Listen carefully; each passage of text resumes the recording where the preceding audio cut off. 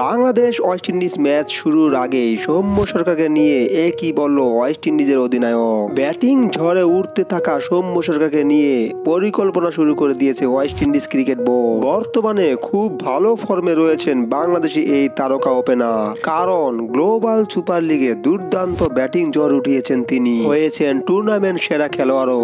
আজ থেকে আবারও দেখা যাবে বাংলাদেশের জাতীয় দলে, আর তাতেই সৌম্য সরকারকে নিয়ে চিন্তিত আছেন ওয়েস্ট ইন্ডিজের অধিনায়ক। তো দর্শক, পুরো খবরাখবর বিস্তারিত থাকছে পুরো ভিডিওতে।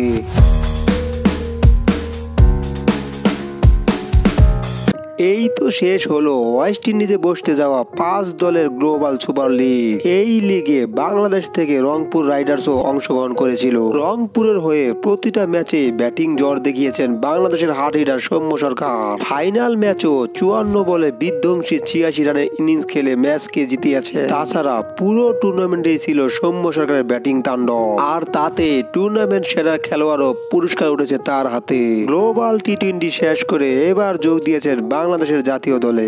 আজ থেকে শুরু হতে যাওয়া 3 ম্যাচের ওডিআই সিরিজে তুরুপের তাস হতে পারেন বাংলাদেশের হার্ড হিটার সৌম্য সরকার। আর তাই সৌম্য সরকারকে থামাতে পরিকল্পনা শুরু করে দিয়েছে ওয়েস্ট ইন্ডিজ। ওয়েস্ট ইন্ডিজের অধিনায়ক বলেন, বাংলাদেশ এই দলে কিছু ভালো ক্রিকেটার রয়েছে, তাছাড়া গ্লোবাল লিগে দুর্দান্ত পারফর্ম করাও ক্রিকেটার রয়েছেন জাতীয় দলে। এখন তাদের আটকানোর পরিকল্পনা নিয়ে আমরা মাঠে নামবো। তো দর্শক, সম্পূর্ণ ভিডিওটি দেখার জন্য ধন্যবাদ।